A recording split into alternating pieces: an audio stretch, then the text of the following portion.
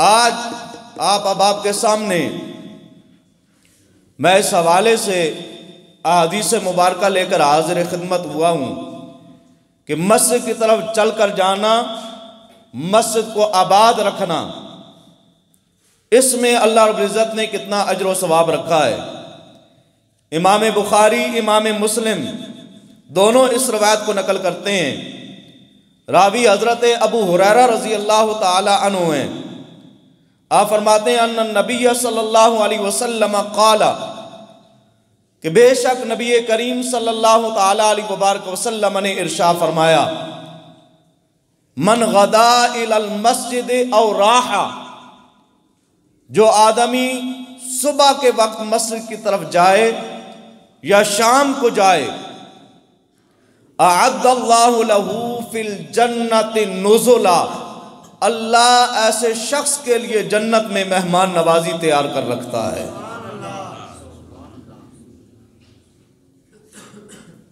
ہماری مہمان نوازی کہیں پر ہو تو ہم بھاگے بھاگے جاتے ہیں، کوئی ہماری دعوت کرے تو ہم بھاگ بھاگ کے جاتے ہیں، اور ہم اتنے کم عقل اور اتنے کم ظرف ہیں کہ جب بھی ہم مسجد میں جائیں اللہ کی طرف سے مہمان نوازی ہوتی ہے۔ دنیا داروں کی مہمان نوازیاں تو ہم ایکسپٹ کرتے ہیں، قبول کرتے ہیں، لیکن جو رب کی طرف سے مہمان نوازی ہے اسے ہم کیوں نہیں قبول کرتے؟ نبی کریم صلی اللہ تعالی علیہ وبارک وسلم فرماتے ہیں چاہے صبح جائے چاہے شام کو جائے، اعد اللہ لہ فی الجنت نزلا، اللہ اس کے صبح و شام مسجد میں جانے کے سبب سے جنت میں اس کے لیے مہمان نوازی تیار کر رہا ہے۔ اور کیا یہ ایک مرتبہ آنے جانے سے اس کے لیے مہمان نوازی ہے؟ سرکار دو عالم صلی اللہ تعالی علیہ وبارک وسلم فرماتے ہیں کلما غدا او راحا، جب کبھی چاہے صبح جائے چاہے شام کو جائے، اللہ تعالی ہر وقت اس کے لیے مہمان نوازی تیار فرما رہا ہے۔ یعنی جتنا زیادہ آپ مسجد کی طرف چل کر آئیں گے اتنا زیادہ اللہ رب العزت جنت میں آپ کے لیے مہمان نوازی تیار فرما رہا ہے۔ تو اس لیے مسجد کی طرف آنے کی اپنی عادت ڈالیں، مسجد میں چل کر جایا کریں، اپنی مساجد کو آباد رکھیں۔ حضرت ابو ہریرہ رضی اللہ تعالی عنہ سے مروی یہ روایت ہے، اس کو امام مسلم نے صحیح مسلم کے اندر نقل کیا ہے۔ حضرت ابو ہریرہ رضی اللہ تعالی عنہ فرماتے ہیں ان النبی صلی اللہ علیہ وسلم قال کہ بے شک نبی پاک صلی اللہ تعالی علیہ وبارک وسلم نے ارشاد فرمایا، من تطہر فی بیتہ، جس آدمی نے اپنے گھر کے اندر خوب پاکی کر لی، یعنی اس نے اپنے آپ کو صاف کر لیا، پاک کر لیا، غسل کرنا تھا تو غسل کر لیا، وضو کرنا تھا تو اس نے وضو کر لیا، جس آدمی نے اپنے آپ کو خوب پاک کر لیا اپنے گھر کے اندر، ثم بدا الی بیت من بیوت اللہ، اپنے آپ کو پاک کرنے کے بعد پھر وہ اللہ کے گھروں میں سے کسی بھی گھر کی طرف جائے، یعنی مساجد میں سے کسی مسجد کی طرف وہ جائے، پہلے وہ اپنے آپ کو پاک کرے، پاک کرنے کے بعد پھر وہ اللہ کی مسجدوں میں سے کسی مسجد کی طرف بھی جائے، اور جائے کس لیے؟ لیقضی فریضۃ من فرائض اللہ، اللہ نے جو فرض اس پر کیے ہیں ان فرائض میں سے وہ فرض ادا کرے۔ اس نیت کے ساتھ وہ مسجد کی طرف جائے کہ میں جا کے اپنا فریضہ ادا کروں گا، فرض نماز ادا کروں گا، جماعت کے ساتھ ملوں گا۔ کانت خطواتہ احداہما تحط خطیئۃ والاخری ترفع درجۃ، آقا علیہ السلام نے فرمایا ایسا آدمی جو پاک ہو کے اللہ کے گھر میں مساجد کی طرف فرائض ادا کرنے کے لیے جائے تو اللہ رب العزت اسے کیا عطا فرماتا ہے؟ میں قدم وہ اٹھاتا ہے، جب اس کے قدم اٹھتے ہیں تو ہر قدم پہ اللہ رب العزت اس کو دوہرا اجر عطا فرما رہا ہوتا ہے۔ وہ کیسے؟ ایک قدم جس وقت اٹھاتا ہے تو اللہ اس کے گناہوں کی بخش فرماتا ہے۔ احداہما تحط خطیئۃ، ایک قدم اٹھاتا ہے تو اللہ اس کے گناہوں کی بخش فرماتا ہے۔ والاخری ترفع درجۃ، دوسرا قدم اٹھاتا ہے، جب دوسرا قدم اٹھاتا ہے تو اللہ تعالیٰ جنت میں اس کے درجوں کو بلند فرما دیتا ہے۔ اب آپ جس کی مرضی ہو وہ مساجد کی طرف قدم اٹھائے، وہ اپنے گناہوں کی بخشش کا ذریعہ بنائے، اور جو نہیں بنانا چاہتا یہ بھی اس کی اپنی مرضی ہے۔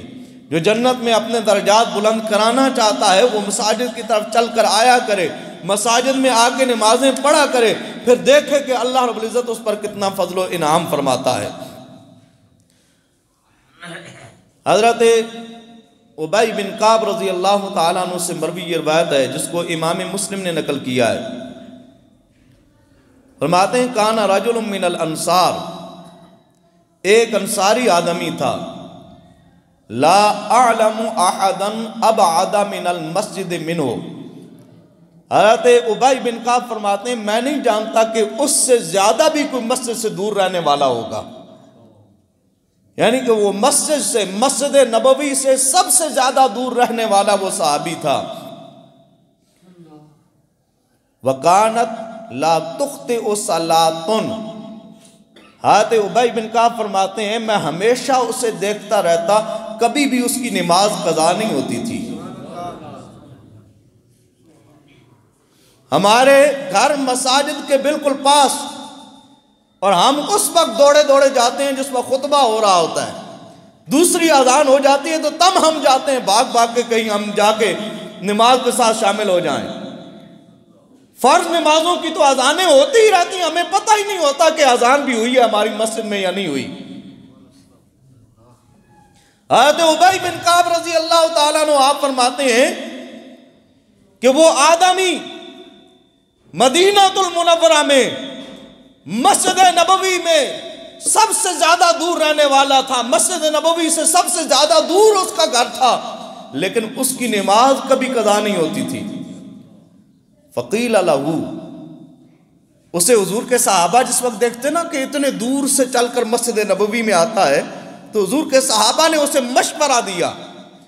وہ مشورہ کیا تھا؟ لو اشتریت حمارا لترقبہ فی الظلماء وفی الرمضاء، مشورہ اسے یہ دیا کہ آپ اتنے دور سے چل کر آتے ہو، رات کو اندھیرا ہوتا ہے، صبح کی نماز میں اندھیرا ہوتا ہے، دن کو جس وقت چل کے آتے ہو تو پھر گرمی بہت زیادہ ہوتی ہے، عرب کی گرمی کا تو آپ کو پتہ ہے جو آپ گئے ہیں، دن کو چل کر آتے ہو تو گرمی بہت زیادہ ہوتی ہے، تو ایسا کرو کوئی گدھا لے لو، سواری لے لو جس پر سوار ہو کے آ جایا کرو تاکہ تمہیں تکلیف کم پہنچے۔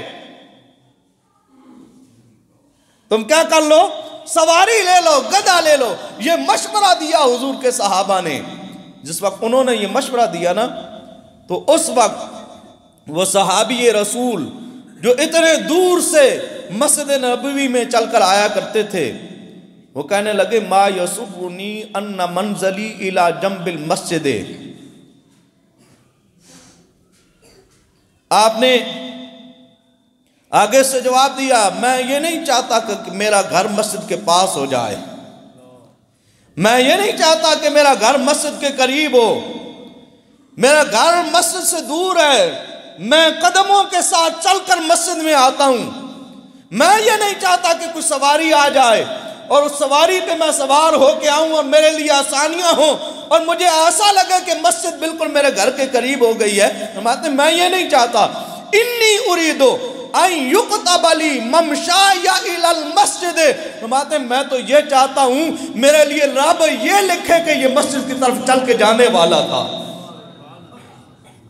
میں تو یہ چاہتا ہوں کہ میرے لیے یہ لکھا جائے کہ یہ مسجد کی طرف چل کے جانے والا تھا۔ اور پھر وَرُجُوعِي اِذَا رَجَعْتُ إِلَىٰ أَهْلِي، صرف یہی نہ لکھا جائے کہ میں مسجد کی طرف چل کے جاتا تھا، یہ بھی لکھا جائے کہ مسجد سے پھر واپس میں اپنے گھر والوں کے لیے بھی جایا کرتا تھا۔ اب جس وقت اس صحابی رسول نے یہ بات کی، فقال رسول اللہ صلی اللہ علیہ وسلم، نبی پاک صلی اللہ تعالی علیہ وبارک وسلم نے فرمایا، قد جمع اللہ لک ذالک کلہ، حضور علیہ السلام نے فرمایا، میرے غلام، اللہ نے یہ ساری چیزیں تیرے لیے جمع فرما دی ہیں۔ یعنی مسجد کی طرف چل کر آنا، اس کا اجر و ثواب بھی اللہ نے تیرے لیے رکھ دیا ہے، اور پھر مسجد سے اپنے گھر والوں کے لیے پلٹ کے جانا، اللہ نے اس کا ثواب بھی تیرے لیے جمع فرما دیا ہے۔ ان سارے ثوابوں کو اللہ رب العزت تیرے لیے جمع فرما دیا ہے۔ تو ہم جب مسجد کی طرف آئیں گے، مسجد سے پلٹ کے گھر والوں کے لیے جائیں گے تو یہ ثواب ہمیں ملے گا نا۔ جب ہم مسجد کی طرف نہیں آئیں گے، نہ مسجد سے ہم پلٹیں گے، تو یہ ثواب ہمیں کہاں سے ملے گا؟ حضور کے صحابہ کا ایمان دیکھو، ان کا عمل مبارک دیکھو۔ آج ہم کہتے ہیں ہم گھر میں نماز پڑھ لیں گے، بھئی گھر میں تو عورتوں کی ہوتی ہے، آپ کب سے عورت بن گئے ہیں؟ اور گھراں تک زنانیاں نمازاں پڑھنیاں نا، تسی مرد ہو کہ زنانیاں کدوں تو بن گئے ہو۔ کئی لوگ کہتے ہیں ہم صبح کی نماز گھر میں پڑھ لیتے ہیں جی۔ اور بھائی گھر میں کس لیے پڑھتے ہیں؟ گھر تو ہوتا ہے خواتین کے لیے، عورتوں کے لیے، مردوں کے لیے تو مساجد ہیں، وہ مساجد کی طرف چل کر آئیں۔ حضرت جابر رضی اللہ تعالیٰ عنہ آپ فرماتے ہیں، خلت البقاء حول المسجد، حضور کے صحابہ کا پیار دیکھیں مسجد کے ساتھ، کہ حضور کے صحابہ مسجد سے کیسے پیار کرتے تھے، ان کا مسجد کے ساتھ لگاؤ کیسے ہوتا تھا۔ حضرت جابر فرماتے ہیں مسجد نبوی کے قریب جگہ خالی تھی، خالی جگہ پڑی ہوئی تھی مسجد نبوی کے قریب۔ فَأَرَادَ بَنُو سَلْمَةَ أَن يَنْتَقِلُوا قُرْبَ الْمَسْجِدِ، ایک قبیلہ ہے بنو سلمہ، انہوں نے یہ ارادہ کیا کہ مسجد نبوی کے قریب جگہ خالی ہے، ہم کیوں نہ یہاں سے منتقل ہو جائیں، مسجد نبوی کے قریب ہو جائیں، اور جب جی چاہے گا مسجد نبوی میں جائیں گے، جب جی چاہے گا رسول اللہ کا دیدار کریں گے، ہم مسجد نبوی کے قریب کیوں نہ ہو جائیں۔ انہوں نے یہ ارادہ کیا۔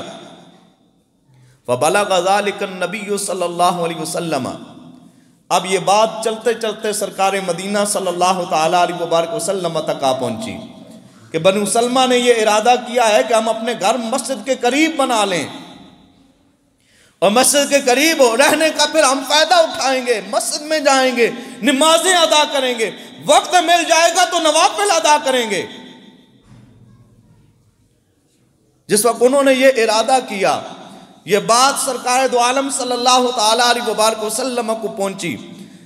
فقال لہم، آقا علیہ السلام نے بنو سلمہ سے کہا، بلغنی انکم تریدون ان تنتقلوا قرب المسجد، اے بنو سلمہ مجھے یہ بات پہنچی ہے، مجھے یہ خبر پہنچی ہے کہ تم نے یہ ارادہ کیا ہے کہ ہم مسجد نبوی کے قریب منتقل ہو جائیں، وہاں پہ اپنے گھر بنا لیں۔ قالوا نعم یا رسول اللہ صلی اللہ علیہ وسلم، انہوں نے عرض کی ہاں یا رسول اللہ، ہم نے یہ ارادہ بنایا ہے کہ مسجد نبوی کے قریب ہو جائیں، ہمارے گھر وہاں پہ بن جائیں، ہم نے منتقل ہونے کا ارادہ کیا ہے۔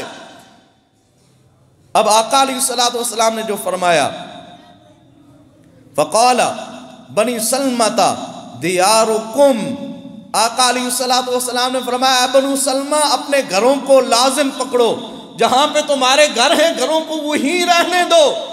تُقْتَبُ آثَارُكُمْ، تم اپنے گھروں سے دور سے جس وقت چل کے مسجد میں آؤ گے، اللہ تعالیٰ تمہارے قدموں کو لکھے گا، اس پر تمہیں اجر و ثواب عطا فرمائے گا۔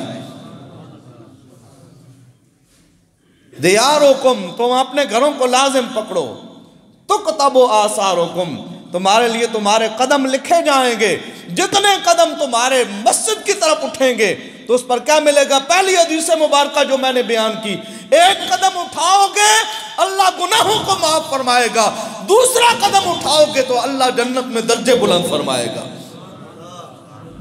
اب جس کی جی میں آئے وہ پائے روشنی، ہم نے تو دل جلا کے سر راہ رکھ دیا، جس کے جی میں آئے وہ روشنی پالے۔ حضور کے فرامین عالی شان بالکل ظاہر ہیں، بالکل واضح ہیں۔ اور جس وقت آقا علیہ السلام نے یہ فرمایا کہ تم اپنے گھروں کو لازم پکڑے رکھو، تمہارے قدموں پر تمہیں اجر و ثواب ملے گا، فَقَالُوا مَا يَسُرُّنَا أَنَّا كُنَّا تَحَوَّلْنَا، فرماتے ہیں ہم میں سے پھر کسی نے یہ پسند نہیں کیا کہ ہم اپنے گھروں کو چھوڑ کے مسجد نبوی کے قریب جائیں۔ ہم نے کہا ہم دور سے ہی قدم اٹھا کے جتنے قدم اٹھائیں گے، حضور نے فرما دیا ہے تمہارے قدم لکھے جائیں گے تو یہ لکھے جائیں گے۔ تو ہم نے پھر دور سے چل کر آنا یہ تو گوارا کر لیا، لیکن مسجد کے قریب ہم نے گھر نہ بنایا۔ اسی طریقے سے حضرت ابو موسیٰ اشعری رضی اللہ تعالیٰ عنہ آپ فرماتے ہیں قال رسول اللہ صلی اللہ علیہ وسلم ان اعظم الناس اجرا فی الصلاۃ ابعدهم الیہا ممشا، نبی پاک صلی اللہ تعالیٰ علیہ وبارک وسلم نے فرمایا لوگوں میں سے نماز کا زیادہ اجر و ثواب اس شخص کو ملتا ہے جس کا گھر مسجد سے دور ہو اور وہ چل کر مسجد میں جائے۔ لوگوں میں سے زیادہ اجر و ثواب اس شخص کو ملتا ہے جس کا گھر مسجد سے دور ہو اور وہ چل کر مسجد میں جائے۔ جتنے قدم زیادہ چلے گا اتنا زیادہ ثواب پائے گا۔